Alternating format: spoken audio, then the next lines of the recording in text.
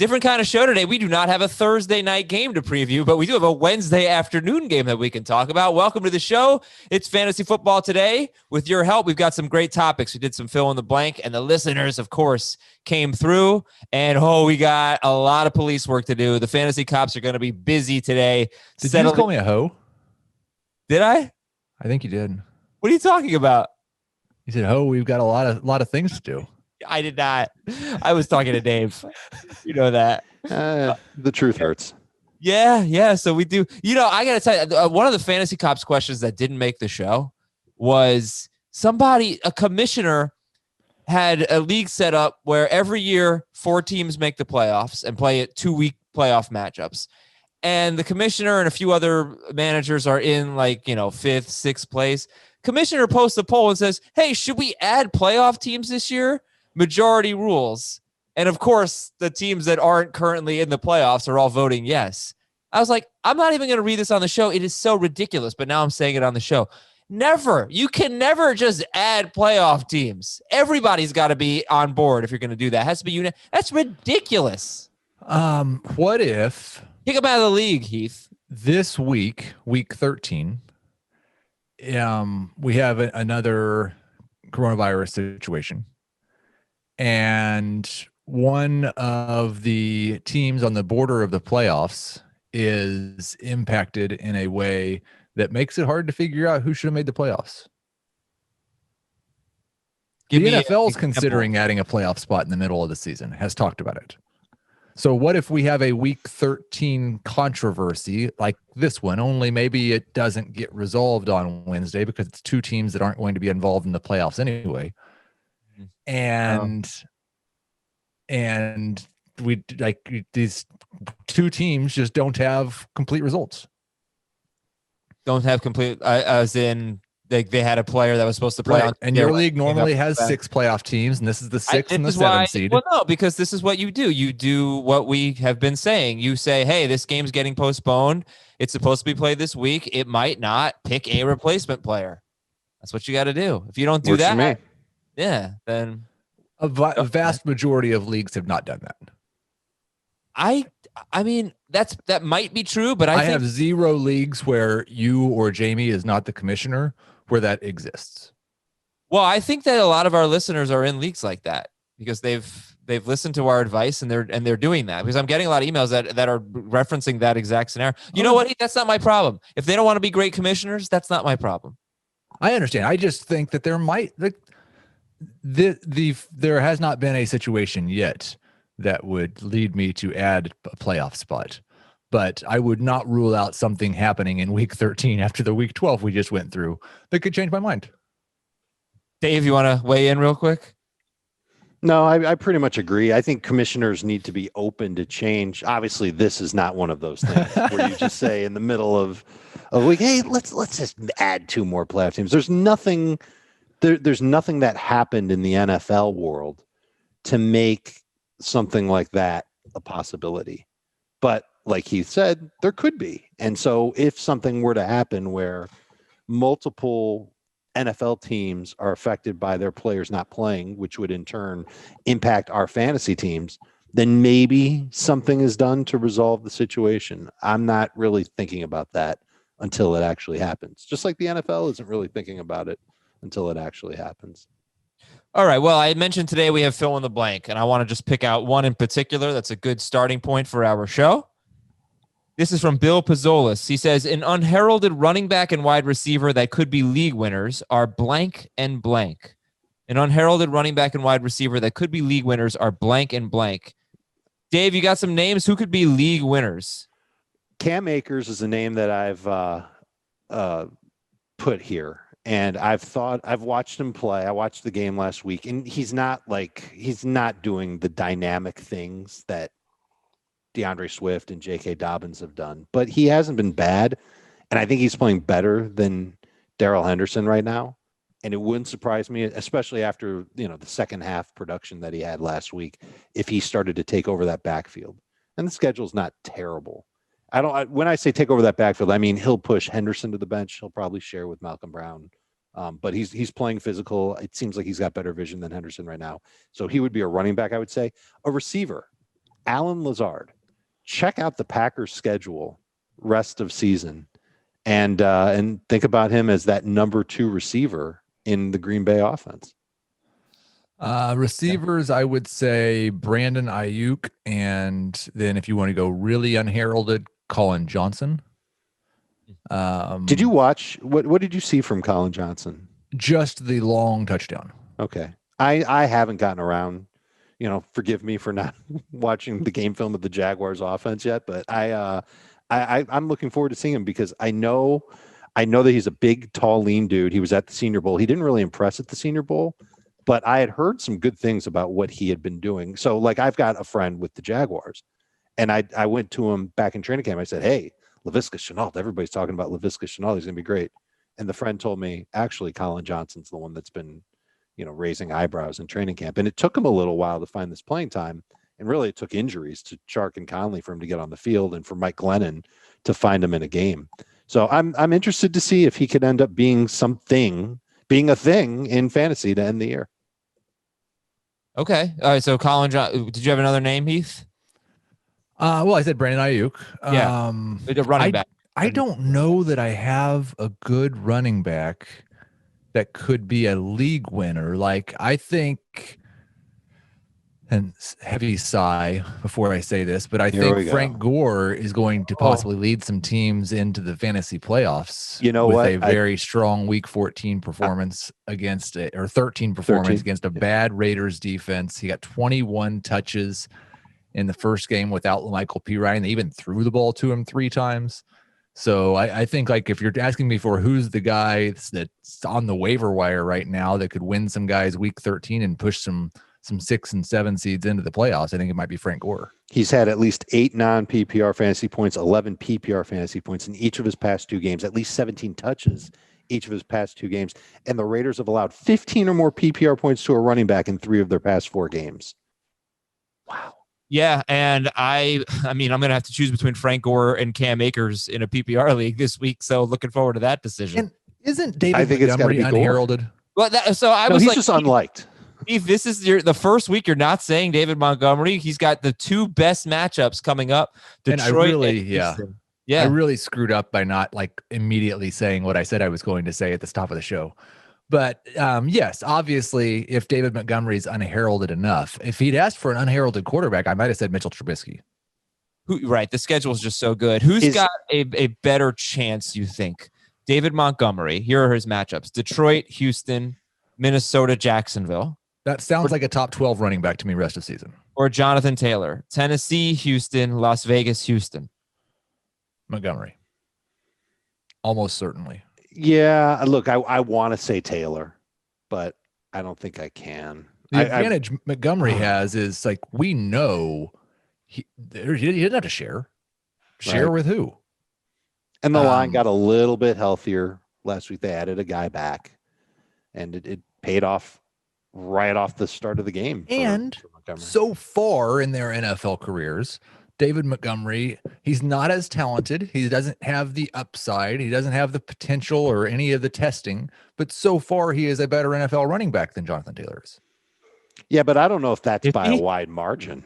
He's been a pretty bad NFL running back. He has not. He's been in a terrible situation. If Jonathan Taylor plays behind one of the best offensive lines in football. You've said it time and time again that the offensive line hasn't played up to its capabilities. So I don't know that we can really use that anymore. Right. The line that we thought was the best in football has not played up to his abilities versus the line that's maybe the worst in football or one of the bottom 5. Yeah, I don't know. I think you're giving David Montgomery some excuses, but fine. I mean, I don't think either running back has played to their ability so far. No, it's a small sample size for Taylor compared to Montgomery, but I don't think either one has been what we expected them to be. They were both top 5 picks in our dynasty league.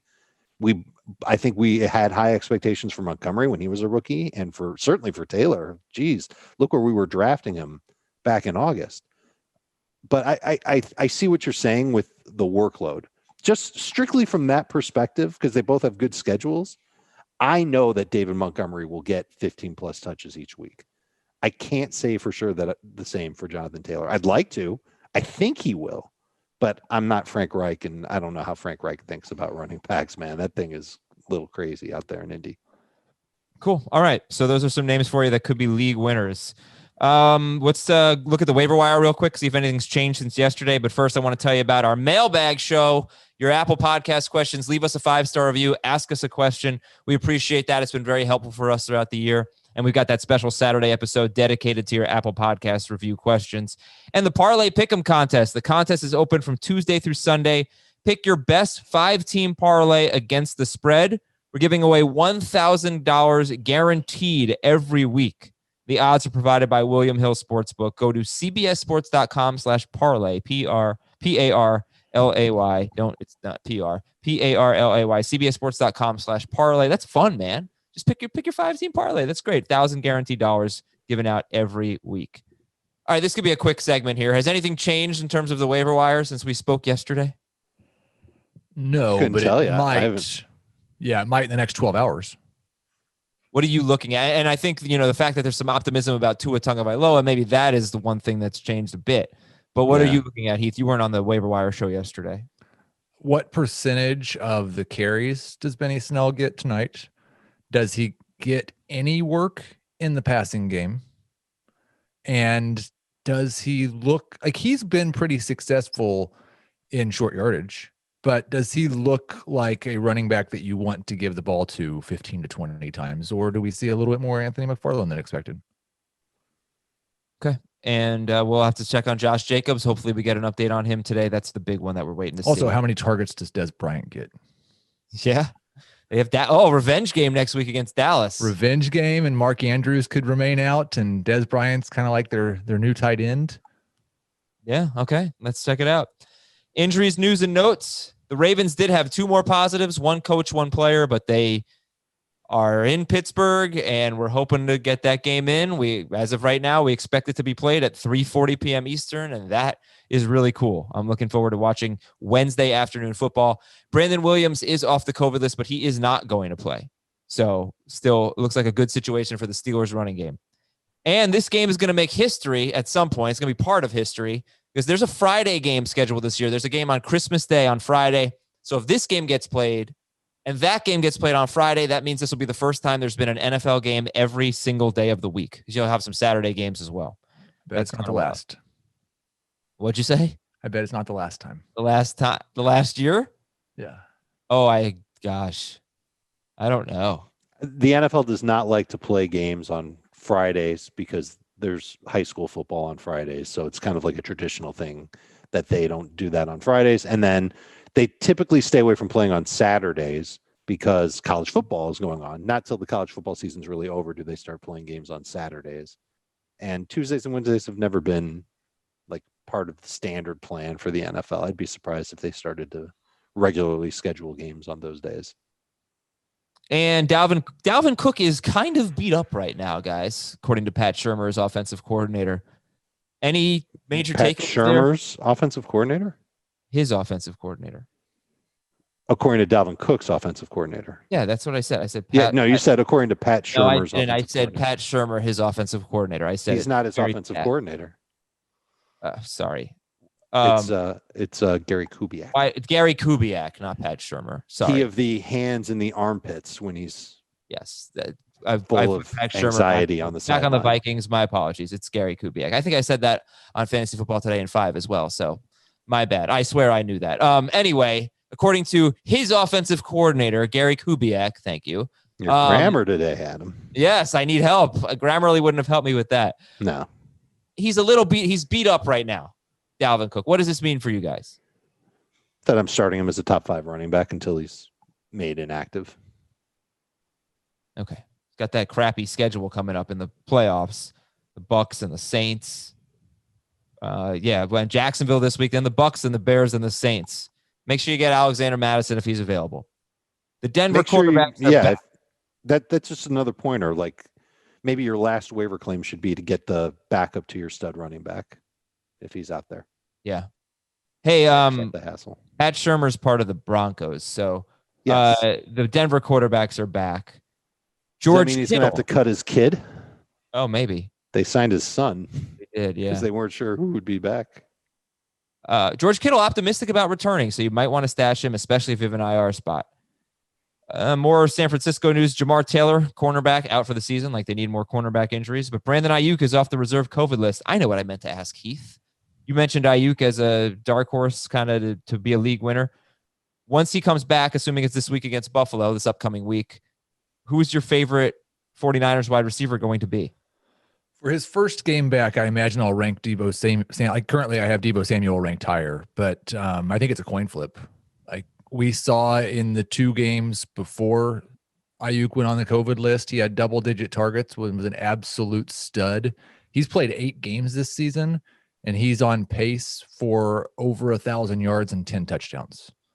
So, like, as a rookie in your first 8 games, that's pretty awesome. Debo's obviously awesome last week. I don't think we have any reason for confidence as to which one of these guys will be the number 1. But until Kittle comes back, there's both room for both of them to be fantasy borderline number 2s. Giants linebacker Kyler Fackrell is on IR. Tough blow for them. Cleveland's got some injuries. Like this is a really good week potentially for Tannehill, and I did want to talk about him and some week 13 tough calls. Maybe Tannehill's one of them. But safety Ronnie Harrison could be out for the season. Denzel Ward is unlikely to play this week. That's 2 starters in their secondary.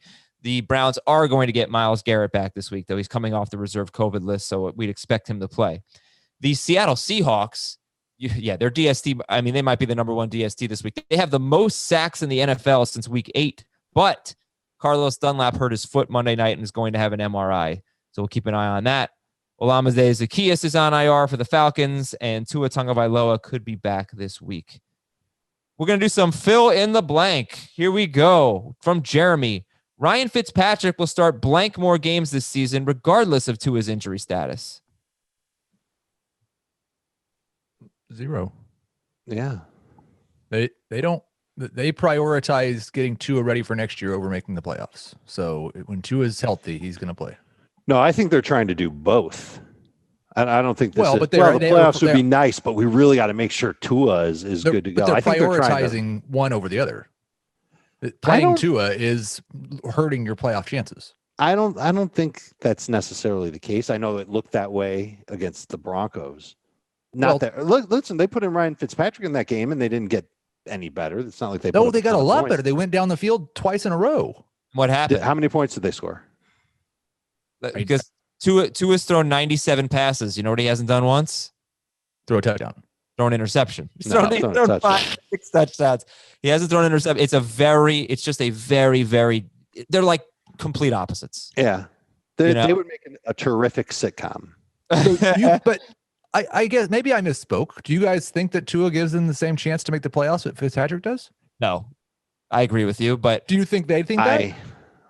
I thought Fitzpatrick did not have an amazing game last week. I felt like he was weak armed on some of. Yeah, but do you agree with Heath? Because I think Fitzpatrick's probably better for them, but I also think that they have a good defense and Tua takes care of the football. He does not take a lot of chances, so I don't think that it's such a downgrade. It's a downgrade offensively, but the turnovers are such a big factor that that's the thing. It could still be okay for them.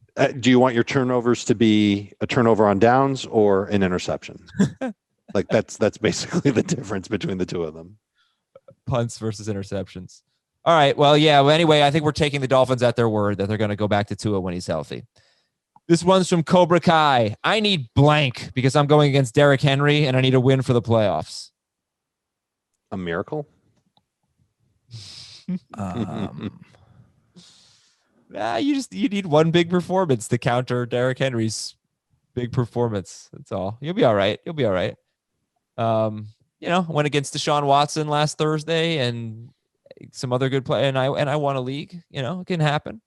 I also went against Will Fuller and I lost. So, from Dean Nunyo, Antonio Gibson is a top blank running back in PPR rest of way. 12. Top 12. Yeah, I struggle with that because it's been such a different story. Like a rich man's Wayne Gallman. It's been such a different story in games where they're winning or very competitive. And their schedule does not set up for them to be that very often down the stretch. I'll say top 20. So you can name more than 12 running backs you'd rather have, or you would expect to outperform Antonio Gibson rest of season. I think like I would probably do a bad job of naming all 19. I just said 12. Okay. Yeah, I think so. I mean, I don't think he's going to be top 12 at Pittsburgh next week. I don't think he's going to be top 12 against the Seahawks in 3 weeks. I don't think he's going to be top 12 at San Francisco. So, like, his schedule sets up for a pretty bad finish. Raheem Mostert or Antonio Gibson? I don't think Mostert's going to be a top 12 running back. So probably probably Mostert. Probably Mostert. Okay. I mean, we're going to run out of running backs here. Edwards-Helaire? I would probably take Clyde over Gibson. Yeah. He has a very, very, very good schedule. I'd definitely take Swift. I'd take Zeke. I'd take Camara. I'd take Aaron Jones, Josh Jacobs. Yeah, Austin I would take Eckler, most of those guys. James Sure. Robinson, Derrick Henry, Dalvin Cook. Yeah. I agree with you on most of those. Oh, Ronald Jones. Even with Christian McCaffrey. Sure. Okay. McCaffrey should belong. Nick Chubb. Yep. I'd take David Montgomery over Anthony. I knew you would. I didn't even have to ask that. The one thing I'll add is that I think that they are doing a good job of getting Gibson going in the passing game. And what we've seen in the past about McKissick locking up that role, I am not 100% sure if that's all going to go to McKissick, say the next time they play, which is against the Steelers. Tough matchup. I think Gibson's going to – I think they love what Gibson gives them. Miles Sanders or Antonio Gibson rest of the season? I have a hard time saying Sanders there. I have a hard time trusting Miles Sanders. I've seen the past couple of weeks. I'm looking forward to talking to him because, look, he's coming off his worst game, and it just makes no sense that they didn't give him the ball. But, you know, he does have New Orleans in week 14. But other than that, it's just finally he's going to get some good matchups with Green Bay starting this week against Green Bay. And I think it's important. Like, I was kind of the Miles Sanders skeptic for part of the season. Now I feel like it's been flipped on its head. Like, he had one game where they made really poor choices. He had 19 touches the week before that and 17 the week before that. And so I think I would rather have the Miles game with the Sanders poor choices just happened. It's the most recent game. Exactly. I think maybe we are overemphasizing it because it just happened. Sure. And I would like to think also that they would go back to Sanders in a matchup that seems very friendly for the run against Green Bay. But I don't know if I can trust this coaching staff to do that. I think they're trying to live and die on Carson Wentz's arm, regardless of the that doesn't make any sense. Like, I know it doesn't, but that's what I see. I know, but they can't. I mean, against Green Bay, this is no, they shouldn't. They shouldn't. This is the first time that they've done it, though. That's it's only been one game. And Miles Sanders has been, for the most part, he's had a good amount of touches. This was a weird game. They were dumb, and they have to correct it. I'm really hopeful. If he can't get it done against Green Bay, then I don't know how much faith you can have in him in the playoffs, because the offense stinks, and they just don't score enough. Is it a Joe Boo game for Miles Sanders? Okay, let's go to our next one. Eric Walsh. Blank is a league-winning wide receiver 2. That's a tough one. Didn't we just do this? Yeah, I guess so. But did. Aim a little bit higher, like wide receiver 2. What about Jarvis Landry? He was someone I was going to bring up at the top of the show. His matchups are at Tennessee, home against Baltimore, at the Giants, at the Jets, and then Pittsburgh in week 17. Not a lot of great matchups. What about Brandon Cooks? Well, Cooks is perfect. Okay, we're off Jarvis Landry. Okay. I don't like Jarvis beats Landry, up on Jacksonville. I'm not ready to say that he can, be an all-star every single game now. A top 20 wide receiver this week. I think he will be a wide receiver 2 the rest of the way, Adam. But I think Brandon Cooks is your, like, you don't think league winner when you hear Jarvis Landry. You think, it's nice to have that nice little production in my lineup. Yeah. Also, you better hope the weather's good in New York, because those games at the Giants and at the Jets in December might not be good for Baker Mayfield and the Browns offense. Okay. From Andrew Gibson. Tyler Boyd and T. Higgins are blank rest of season without Joe Burrow. At best, number 3 receivers. Flex at best. Yeah. From Joe, Julio Jones will get shut down week blank. Ooh. Shut down. They're 2 games out of the playoffs right now, but they have several teams to come. I don't know if he gets shut down. I mean, if he gets hurt again, he will. Or maybe if the Falcons lose another game or 2. If I had to put a week on it, I would say week 16. Okay. From Jay, DeAndre Swift will be a top blank running back next year. Do I want to say a number higher than 10? So much unknown about the Lions. Yeah, who they will be next year. Yeah. I'll say 15 to be safe. I'll say 10, top 10. I could see him being a second-round pick. The good news is every time we've bought into a young Lions running back, it's worked out. So. And finally, from Robert Chavez, Dallas Goddard will be a blank tight end rest of season when Zach Ertz comes back. And I will tease Jacob Gibbs. I have the Jacob Gibbs segment today. Great stat on Dallas Goddard, so get ready for that. But I know what it is. Dallas Goddard will be a blank tight end rest of season when Zach Ertz comes back. Starting. Yeah, top 8. Jacob's higher than that. What do you think the stat is? That he has played 100% of the snaps each of the past 2 weeks. Part of it. That is part of it. Yeah. All right. You're going to hear that in a moment. I do want to tell you about Grammarly Premium. Great stuff here. Look, there's more to clear, effective communication than just catching spelling mistakes.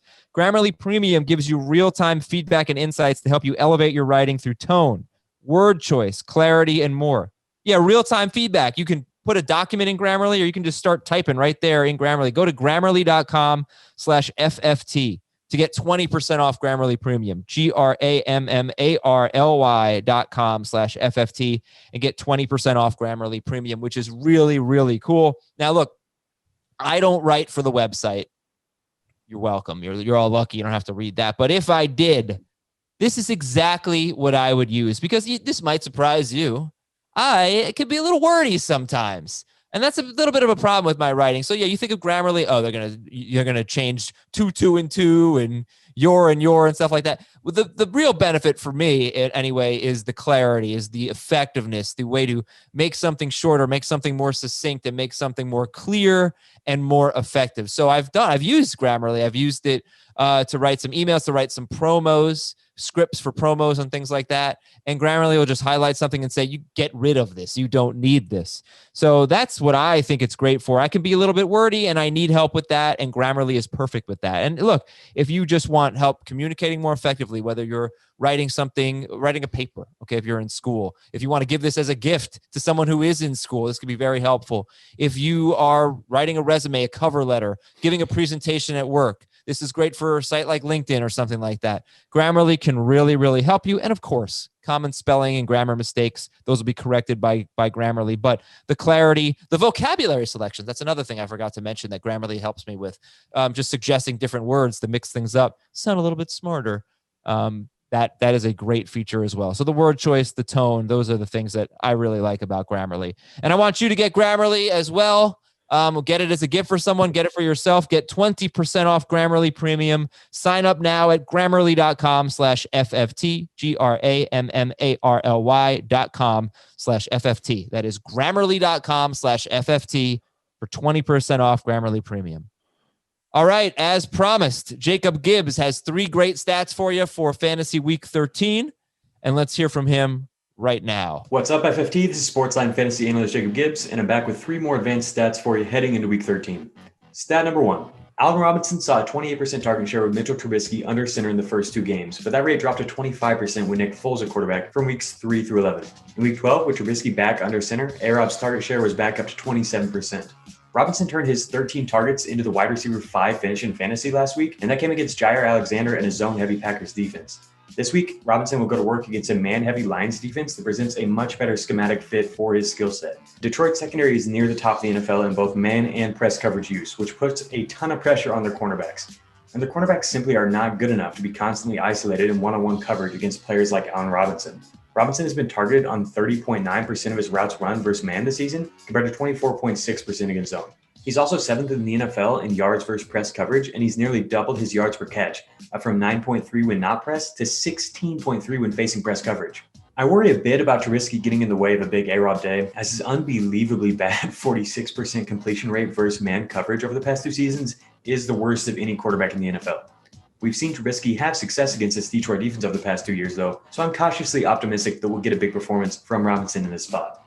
Stat number 2. Since Philadelphia's Week 9 bye, Dallas Goedert ranks first among tight ends in routes run, first in targets, and second in targets from inside the 10-yard line. He's played 100% of the snaps in each of the past 2 games, and the only player in the NFL who has more routes run during that time is Keenan Allen.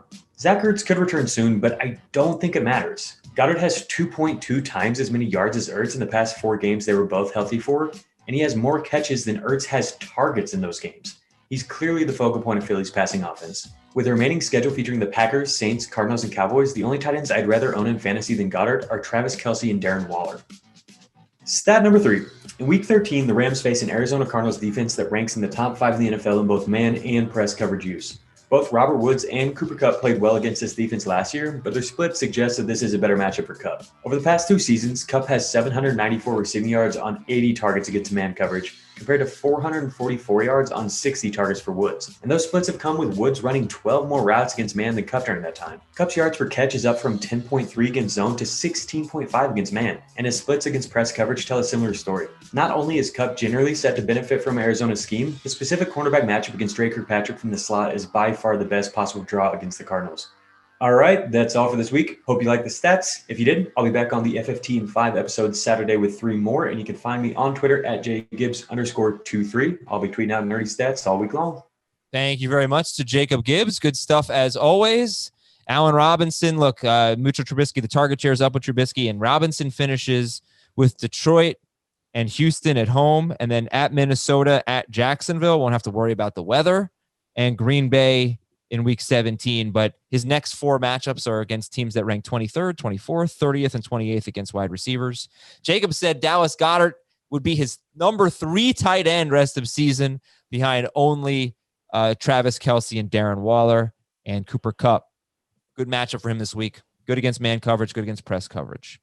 Thank you, Jacob. And I love the FFT in 5 episode on Saturday. More stats like this. Really helpful for DFS. Player props are super fun, so if you're into that, we help you with that as well. Let's do some Week 13 tough calls. All right. You tell me if they're tough calls or not. So Ryan Tannehill, he's had, I want to say it's a little subjective, but in my opinion, pull up his schedule, about 4 really good matchups this year. And he has scored over 30 points in 3 of those 4. Now, Cleveland's been better against quarterbacks lately, but a lot of that, remember, they've had so many bad weather games. Yep. And they're missing 2 starters in their secondary. So is this a tough call, or is Tannehill a stud this week? The tough call for me would be if I had Ryan Tannehill as a backup quarterback on a roster with Deshaun Watson or Kyler Murray. Other than that, it's not a tough call. I'm starting Ryan Tannehill. Does he have the upside, Heath, to be 25 plus fantasy points? Adam just said that he's scored 30 or more in 3 of his 4 games against bad defenses, and I think the Browns, without their top corner and without Harrison, are a bad pass defense for sure. Yeah, so I guess you could, maybe it's 3 out of 5. It's 34 points against Jacksonville, 10 at Minnesota. He threw for 321 yards in that game, just didn't have a touchdown. Right. 35 against Buffalo, 36 against Houston. And then I feel like Cincinnati is not that bad against quarterbacks. He did score 21 points against them. But regardless, if it's 40%, if you're scoring 35 fantasy points in half of your opportunities against below average defenses, then you have upside. Sure. By its very definition. Derrick Carr, that is on such a roll right now that, he wasn't this good earlier in the season. Well, okay. So where do you guys have Tannehill ranked? 7. Ooh. I had him in my top 10 and I got cold feet and I put him at 13. And the reason why I got cold feet is because of Derrick Henry and because of what he's capable of doing, of taking over a game. And I'm also worried about just how much upside Tannehill has. I get what Heath's saying, and that he's had great games against bad defenses before. Myles Garrett being there will help the Browns defense. I mean, Mike Glennon looked like a stud last week, and they had no pass rush. Their secondary, we've already chronicled that. I'm worried about Tannehill getting that 3rd touchdown, getting 250 yards passing. I think he can be good. I think he can be safe. get you in that 20 to 22 point range. But I have a hard time trusting him over other quarterbacks who either have a matchup that have more upside, like Derrick Carr. Derrick Carr has a matchup with great upside against the Jets. He's on this too. But I would rather start Carr than Tannehill as of now. I haven't researched Carr all the way yet.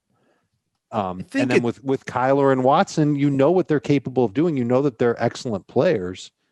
If their floor is the same as Tannehill's reasonable expectation, I'd rather go with the upside of those studs. I have a question, and it's a legitimate question. It sounds like a troll maybe, but Ryan Tannehill, like we just talked about these 3 games where he scored 35 plus points. What if this year performance and having these massive type games doesn't illustrate the upside? What is it about Ryan Tannehill that makes you think he doesn't have upside when he's had these massive performances? A, it's Derrick Henry. B, it's the offensive line not being what it was earlier in the year. But Derrick Henry was playing in all of the games that he scored 35 points, right? Sure. How did he do in those games? Let me look up. Actually, I'm very curious. All right. In week 2, Henry had 25 carries, 84 yards. In week 5 and 6, when Tannehill went off for 35-ish points, Henry had 2 touchdowns in both games. And in one of those games, he had 212 rushing yards and another 52 receiving yards. The other game, he had only 63 total yards. But I guess it shows that in weeks 5 and 6, Derrick Henry had 4 touchdowns combined, and Ryan Tannehill still scored about 70 fantasy points in those 2 games. So 71 to be exact, with 7 touchdowns. So they just had huge games. It was against Buffalo and Houston. Mm-hmm. Well, okay. And I think it's also like last year, Ryan Tannehill had like 3 of his last 6 games with 3 or 4 touchdowns and 270, 280 plus yards. It's not just this year that he's shown that type of upside, but yeah, I'm starting Tannehill. Dave's on the fence. Okay. Would you guys start? I think another tough call is Lamar Jackson against the Cowboys, because if that game, if Jackson plays, let's assume he will. If that game is a blowout, then you're probably looking at fewer than 200 passing yards or something like that, because that's what's been the case for the Cowboys in their most of their games since Dak Prescott got hurt and they couldn't really keep up. It's not as big of a deal for Lamar Jackson as it is for other quarterbacks, but you know, it's kind of it's like that game has been somewhat of a trap because teams just don't need to throw that much on the Cowboys. So you've got Lamar Jackson versus Derek Carr versus Ryan Tannehill. Who's your favorite? Tannehill. Carr. Yeah, I don't. Well, we're not ranking Jackson right now, so I totally agree this would be a tough call in theory if he gets cleared before we make decisions about Sunday, guys. But the status of the Ravens, like how many players do they have that are playing in that game? How much full practice have they had before that game? And it being a Tuesday game, and we may not know all the information by Sunday. I think I'm probably just sitting Lamar Jackson if he's cleared before Sunday. All right, let's go to our next tough call. Michael Pittman at Houston. Houston does typically get crushed by number 1 wide receivers, but it's been, Devontae Adams. It's been great number 1 wide receivers. And Bradley Roby is suspended, so take that into consideration. Where do you guys have Pittman, and is he a tough call? Yeah, he's a tough call. I've got Pittman ranked in the number 3 range. So number 3 receiver, flex. Love that he had 9 targets last week. Hate that he only had 2 receptions. Very tough call. I think I've got him 31 or 32. There's not very many starting wide receivers that you've been starting that I would start him over. But he's like, he and Brandon Ayuk are right in the same range for me. I would start him over several of the other rookies like Denzel Mims, Jerry Jeudy, those type of guys. But it's really just, do you have 3 wide receivers you really want to start? If not, then you're starting Michael Pittman. Okay, I just anticipate getting a lot of Michael Pittman questions this week because we got a ton last week. Let's go to a couple more here. Alvin Kamara and Michael Thomas at Atlanta. Jamie brought this up on Twitch last night. We were talking about who the best run defenses in football are. And he's saying, like, since Raheem Morris became the head coach, he thought maybe they had the best or one of the best. And I think their top four, the four that I went to were the Saints, Bucks, Rams, and then the Falcons. And he said, what about the Steelers? Yeah, they deserve to be in that equation too. But bottom line, this has been a killer run defense. So Camara and Michael Thomas at Atlanta, are they tough calls for you? Nope. I'm still going to start them. The only way that they would be tough calls is if I had loaded rosters. And I've had this great group of running backs to pick from each week, and I'd been blindly starting Alvin Kamara over Antonio Gibson, let's say, or even DeAndre Swift if Swift gets cleared. That decision's harder now because of the matchup, and also because of just how Camara. I think something has to be said about what their roles have turned into with Taysom Hill under center, where we've had one great game against Atlanta where Hill just leaned on Thomas, Ryan Fitzpatrick style. And then the very next game against Denver, he didn't. They barely. Right. Sure. But still, they could have thrown significantly more if they wanted to. They didn't have to, obviously. Right. Could that happen again against Atlanta? Are they going to be able to dominate Atlanta defensively the same way that they did 2 weeks ago? I would imagine the Falcons are going to put up a much better fight this time around. And that would make it a little bit harder on Thomas. And look, Alvin Kamara is just, I'm worried about the target share. I'm worried about him getting a lot of catches. Here's the thing, Dave, you're talking about this, and at the same time, you're saying this is not a tough call. But you're like, I'm worried. Like, I've got to have the running backs that I'm confident to put ahead of Camara, and I've got to have the receivers. I'm not sinking them in my rankings. You're not going to find Alvin Kamara 25th in my rankings. Or are you going to find him 12th? Are you going to find him? Yeah. That's the range that he's around right now. I was just looking. Since week 4, one running back has more than 50 yards rushing against the Falcons. Since week 4. Yeah. It's now that running back did it twice. It was Mike Davis. Which is weird. The Saints had 94 yards, but it was basically a 50-50 split. I currently have Camara around 10, and it's higher than I want to, and I'll probably be lowering him. I would definitely start Austin Eckler and James Robinson over him. So those are two guys that were drafted later that you could start over him. I would definitely start guys like Aaron Jones. I'd start Nyheim Hines over him in full PPR if Jonathan Taylor wasn't back.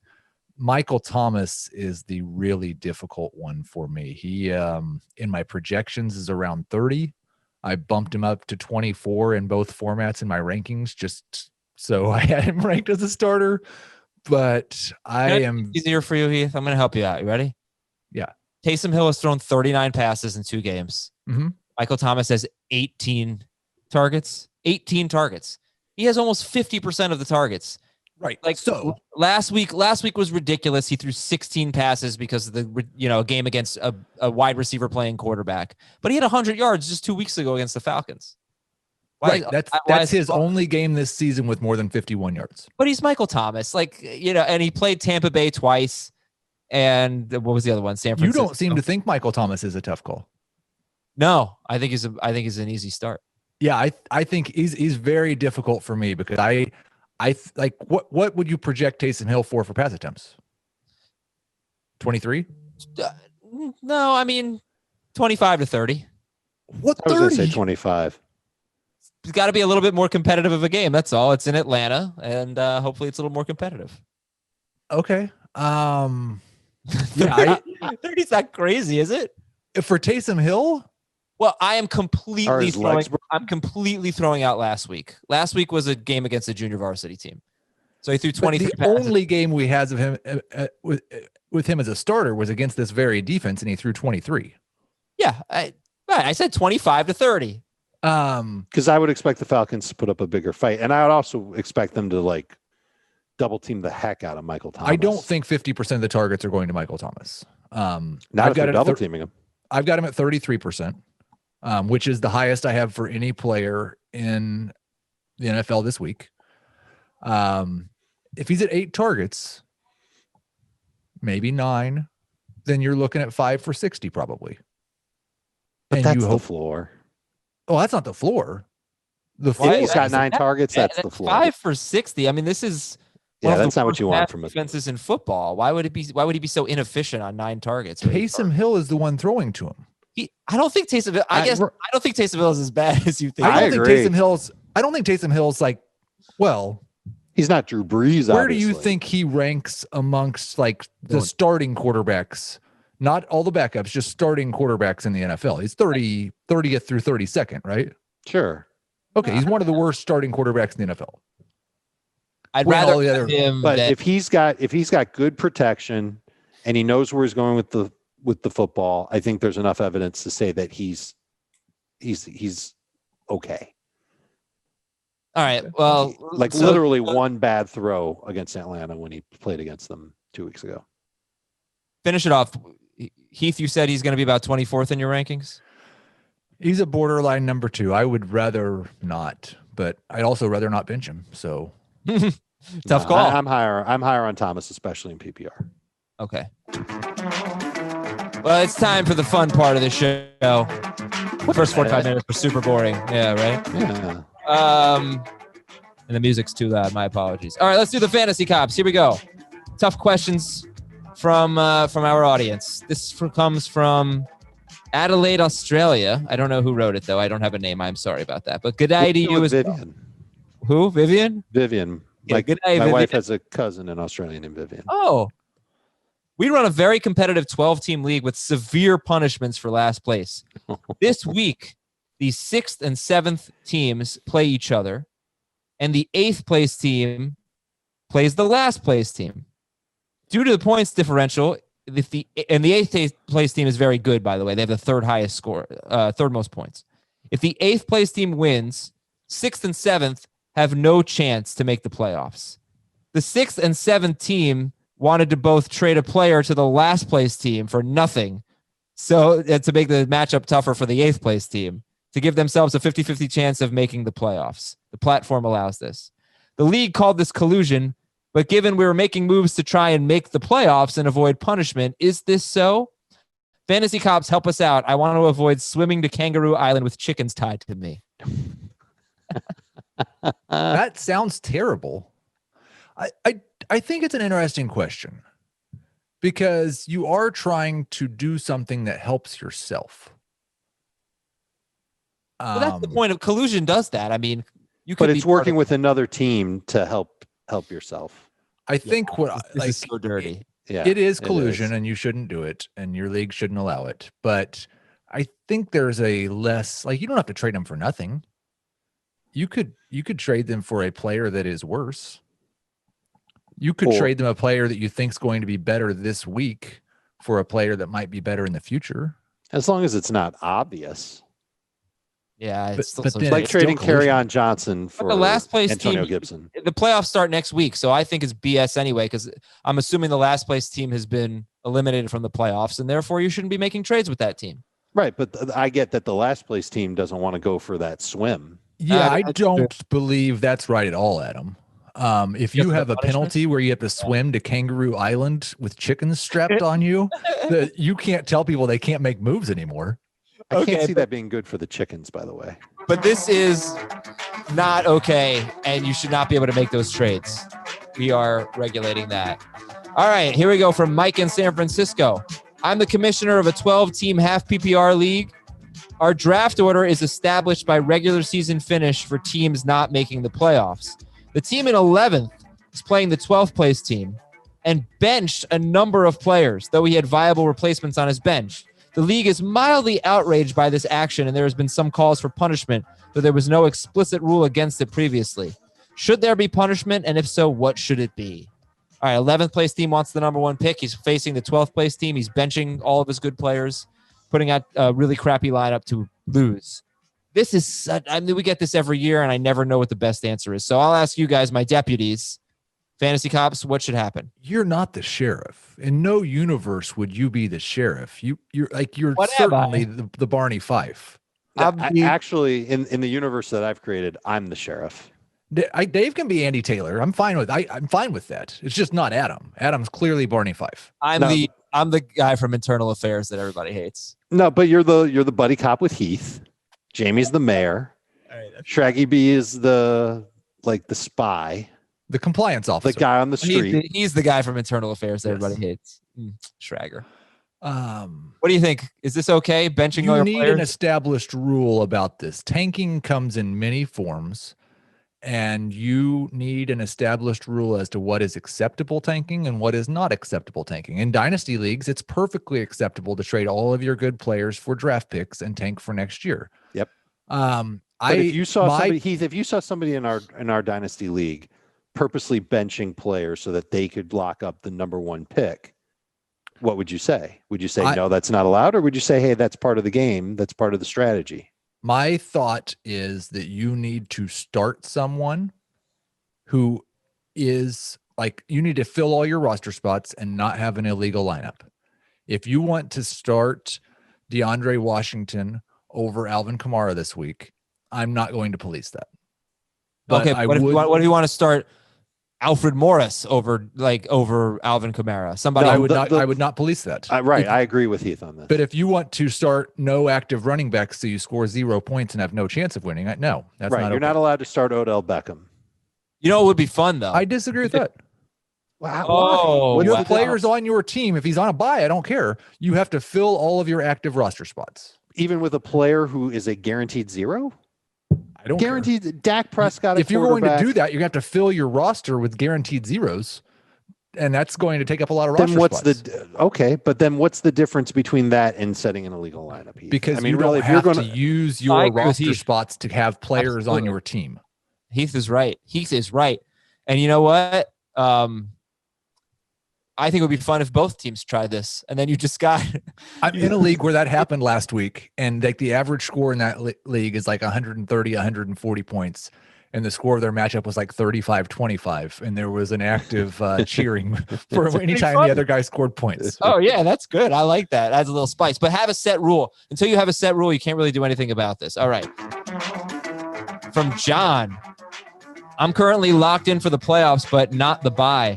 I play Team A that is crushed by injuries, but his team is also 1 win away from the playoffs. Another team, Team B, is stacked and is fighting for the playoffs.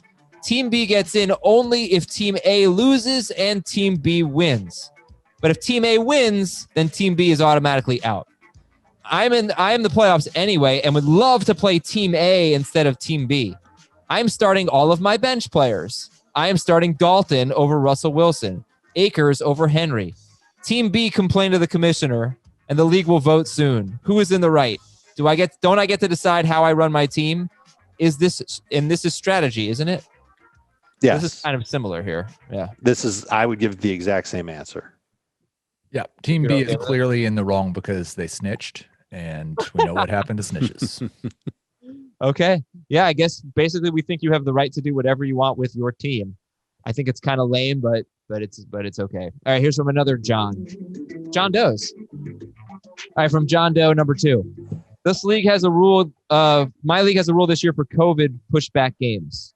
That could have probably been worded better. Grammarly for you, John Doe.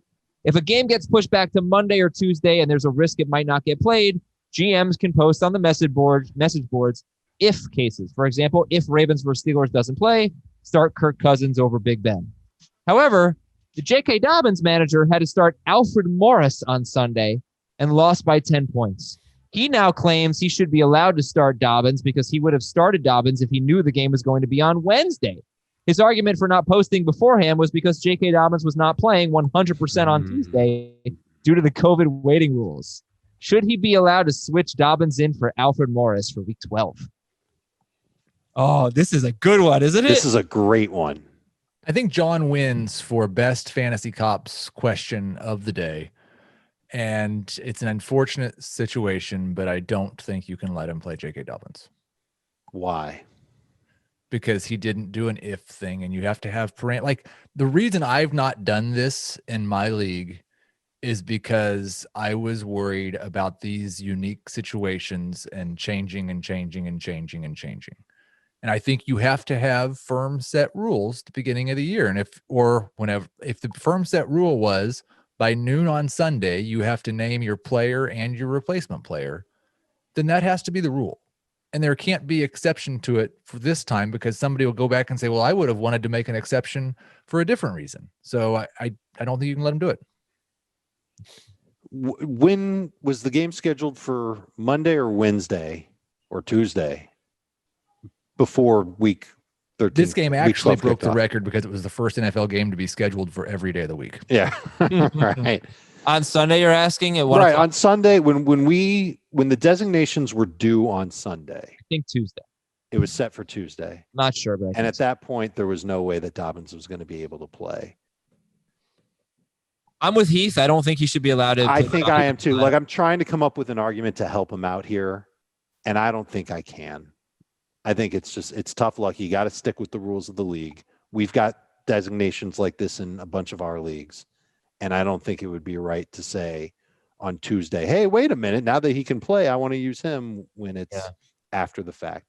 And I think what would have been really complicated this is if he had tried, I'm starting Alfred Morris, but if the game gets pushed back to Wednesday and J.K. Dobbins is eligible, then I want J.K. Dobbins. That would have been a real gray area. If he had somehow had the foresight to write that in, then I think it should be allowed. Okay. All right. Well, thank you all for your questions. And the Fantasy Cops are happy to help. You know who to call. Send us your emails. Make sure you put Fantasy Cops in the subject line. If you put regulators or anything like that, I'm not going to see it. I do an inbox search for Fantasy Cops, so that has to be in the subject line. Quick break on fantasy football today, wrapping it up with your emails after this. Welcome back to the show. We got your emails now at fantasyfootball@cbsi.com. This is from Austin. We did sort of touch on this, but I'm surprised you guys aren't lower on Miles Sanders. Seems like they've gone back to the running back by committee approach ever since he came back from injury. This is obviously a big part of Peterson's MO. Boston Scott especially isn't going anywhere. I was surprised to hear y'all say he was still top 15. This is true. Sanders has played 61 or fewer percentage of the snaps in the past 2 weeks. So obviously it's a thing where he is sharing a little bit more than we're used to. Still expected to get the majority. And that's what keeps him in this range for one more week. Okay. This is from Bill in an Olympic city north of the border. Did Toronto ever host the Olympics? No. Vancouver hosted the Olympics. Bingo. Hey, Wayne, Gordy, Sydney, and Mario. Oh, those are Nintendo characters. Love it. Wayne Gretzky's hockey. Mario and Luigi. Yeah, no, those are hockey players. My PPR team is 6-6 because 3 times this year I put up the second highest points, only to lose to the first highest points. Oh, that's crazy. Yeah, 3 times. Yeah, you that's Super Mario. He said Mario. Mario. Sorry. He needs help with his lineup. I need to win this week. All my running backs and wide receivers are bunched together. Which 2 do I bench? All right, first of all, Josh Allen or Cam Newton? Allen. Yeah, okay. We're going starts, not benches. Start Josh Allen. Start Josh Allen. I was confused for a second. Yeah, so I'm starting Allen. Alvin Kamara or Antonio Gibson, Miles Sanders. Who are you benching? Sorry, who are you starting? Camara, Gibson, Sanders. I am starting Gibson and Camara. Ooh. I think I am too, but yeah. You're going with you're sitting the guy with the best matchup. I get it. I kind of think I'm sitting Gibson. Okay. AJ Brown, Allen Robinson, Calvin Ridley, Robert Woods. Pick 2. AJ Brown, Allen Robinson, Ridley, and Woods. Brown and Robinson are who I'm picking. I'm sitting Woods for sure. Wow. Yeah, I'm probably sitting Brown. Wow, you're going to sit AJ Brown. I mean, Calvin Ridley and Allen Robinson are both really good. All 3 of these guys are really good. Yeah. One of them's taking on the Saints without Julio Jones playing on the other side. Is that a good thing? Like he could get Marshall. I think it's a bad thing. I don't know that we know that he's without Julio Jones. Well, that's how we're projecting it for now. Okay, and TJ Hawkinson or Jonnu Smith? Hawkinson. Yeah, I love Hawkinson this week. Hawkinson starts. This is from Matthew. Would you trade Darren Waller? Hawkinson starts. Would you trade Darren Waller and either AJ Brown or Adam Thielen to get DK Metcalf and either Evan Ingram or TJ Hawkinson? I would trade Waller and Thielen for Metcalf and Hawkinson. Yes. Yeah, but good luck getting somebody to give you Metcalf and Hawkinson. He might, from, or else maybe he wouldn't have asked, from Brendan in Minneapolis. Keeper question in a 10-team league. Would you trade Aaron Jones? And I don't think he can keep him anymore. My ride with Aaron Jones is done. Would you trade Aaron Jones for a 5th-round Antonio Gibson next year, or James Robinson, who will probably be kept in the 8th to 10th round next year? I think I'd rather have Gibson. I would rather have Robinson. Great. Good stuff, guys. Thank you all for listening today and for your Fantasy Cop submissions and for your emails. We've got starter sit for the AFC home games tomorrow, starter sit NFC on Friday, and we're recapping Wednesday afternoon football. We don't have a theme song for that, though. Tomorrow's show. All right, we'll talk to you then. Thanks, everyone. Want more of the Fantasy Football Today podcast and nonstop year-round fantasy advice? It's simple. Hit the subscribe button and hang with us all throughout the year.